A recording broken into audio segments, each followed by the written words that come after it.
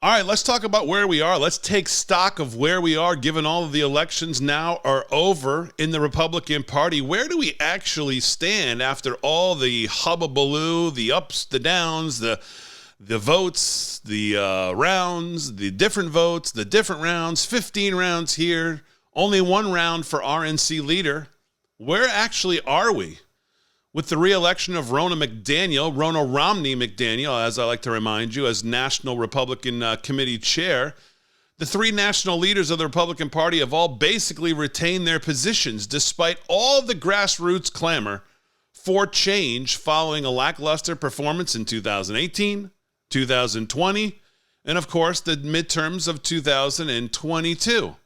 Hey everybody, Damon Roberts here. Welcome back into another video. Glad you could join us. And of course, this video is brought to you by one of the people who wanted that change, and that is Mike Lindell.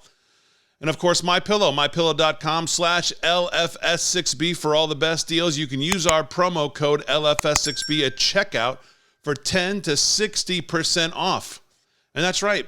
Mike Lindell was one of those change agents as he ran for RNC Committee Chair, along with Harmeet Dillon and, of course, Ronna Romney McDaniel. And on Friday, McDaniel defeated California RNC Committee woman Harmeet Dillon and MyPillow CEO Mike Lindell to win a fourth term as party chief. And she comes out right afterwards and immediately says, well, this is going to be my last term.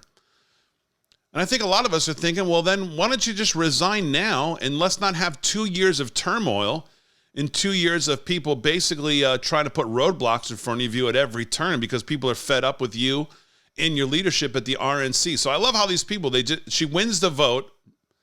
And by the way, we have to acknowledge that for all the talk we heard about Harmeet Dillon and Mike Lindell, the vote wasn't close. She got 100. It's not like she got 86. She got 111 votes. So it just tells you it's so entrenched in the Republican Party. Of the 167 RNC members, she received 111 votes, 51 voting for Harmeet Dillon, who, of course, is a prominent Republican election attorney, 4 for Mike Lindell, and 1 for former Representative Lee Zeldin, who was not even nominated as a candidate in the election. So McDaniel will now serve for another 2 years, and that means she's going to be overseeing the 2024 presidential election cycle. Now, following her loss, Harmeet Dillon posted a video on Twitter. And I just want to thank all of the hundreds of thousands of voters out there who took the time to write emails and make phone calls and support online and really let their voices be heard, because I heard them loud and clear. And so did many members of the Republican National Committee. And I'm honored by all of that support.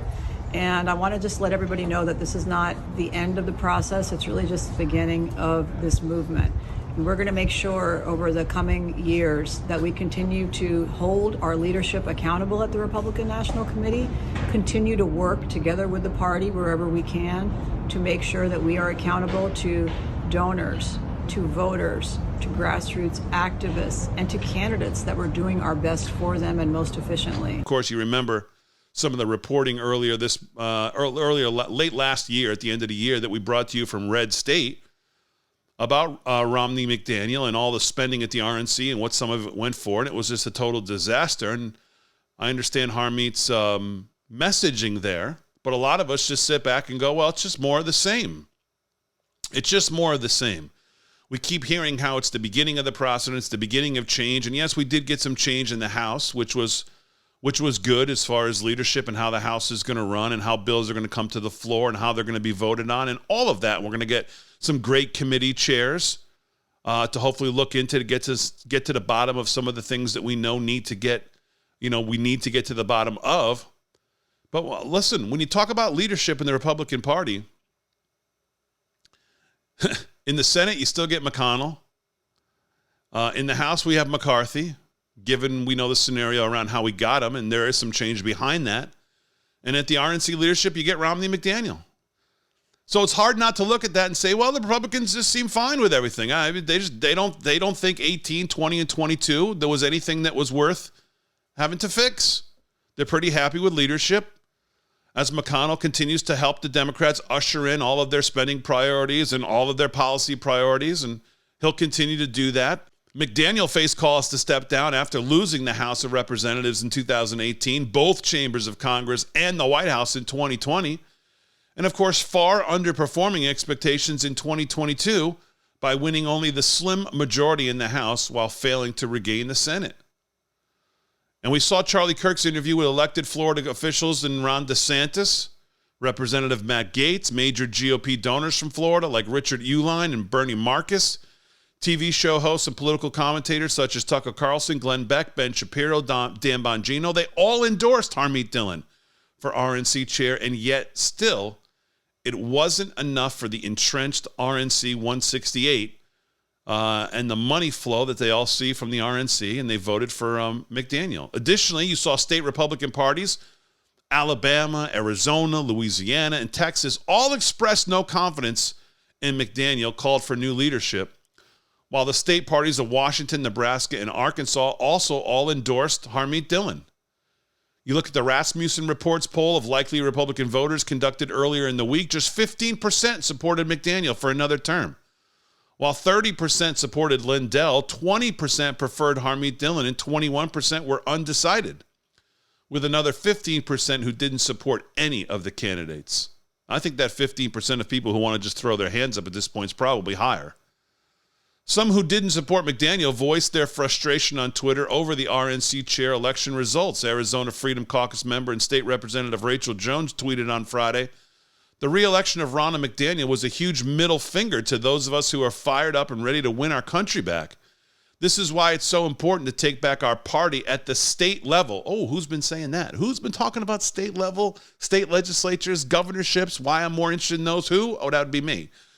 And a lot of other people too. Choose people who are beholden to you, not special interests and lobbyists. Article 3 Project founder and President Mike Davis, who's on War Room just about every day, tweeted, "Very proud of my friend Harmeet Dillon for waging this crucial uphill battle. Harmeet's a bold, fearless, selfless American patriot. She said what needed to be said. She did what needed to be done. The D.C. Republican establishment won this battle, but they will lose the war. Onward." Well, that's yet to be seen. Meanwhile, former President Donald Trump, who didn't make an endorsement in the RNC chair, celebrated McDaniel's win. "Congratulations to Ronna McDaniel on her big win as RNC chair," Trump wrote on Truth Social. "Now we have to stop the Democrats from cheating in the elections." While Trump remained neutral in the contest, potential 2024 presidential contender, GOP contender Ron DeSantis endorsed Dillon, and South Dakota Governor Kristi Noem, another possible presidential candidate, indicated in November that a leadership change was also needed at the RNC. McDaniel's re-election comes after Senate Minority Leader Mitch McConnell was re-elected to head the GOP in the upper chamber despite a challenge from Senator Rick Scott, and House Speaker Kevin McCarthy eventually won the speakership after the 15th ballot. Some Republicans disappointed with election results and the direction of the party have called for new leadership in the GOP. And how could you not, given the way we continue to get run over by Pelosi, Schumer, and the Democrats? Matt Gaetz tweeted in November after the midterm elections, "McCarthy, McConnell, McDaniel, McFailure."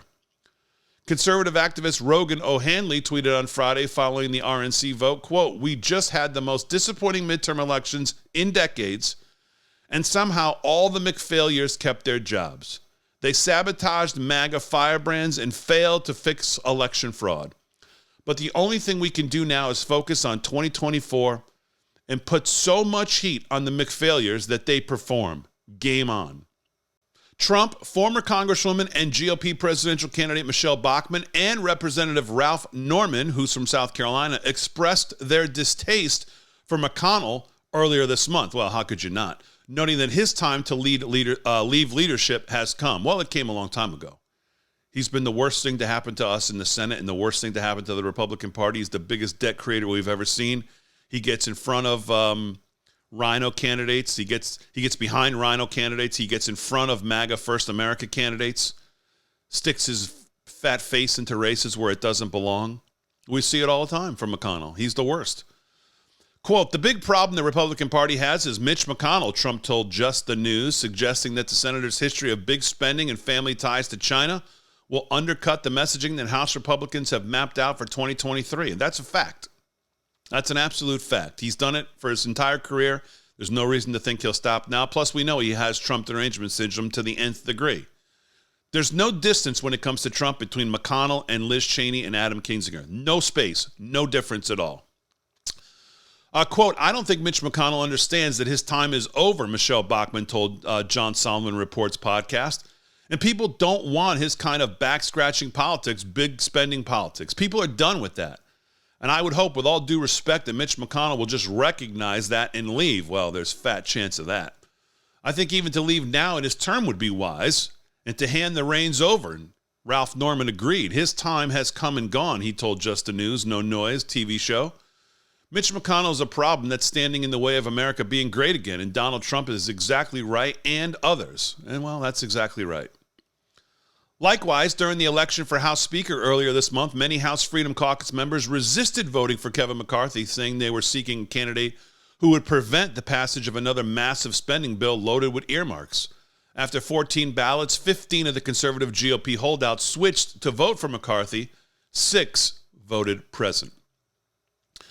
So there you have it, folks. After everything, that's basically the leadership we ended up with. McCarthy, McDaniel, and, of course, the worst of them all, Mitch McConnell in the Senate. So it's hard not to look at that and think Republicans are just fine or seemingly fine with what happened in the majority of them, what happened in 18, 20, and 22. So these are the things we continue to face. These are the fights we continue to have to fight, and we will continue on. This is what we're stuck with, so we got to have to make the best of it and game on. Like Roger O'Hanley said, just have to make them do their job, put so much heat on them that they have no choice. So, all right, that's going to do it for this one. Thanks, everybody, for joining. Make sure you visit our sponsor, Mike Lindell, and MyPillow, mypillow.com/LFS6B, and you can use our promo code LFS6B at checkout for 10 to 60% off. Enjoy the rest of your day, and I'll see you in the next one.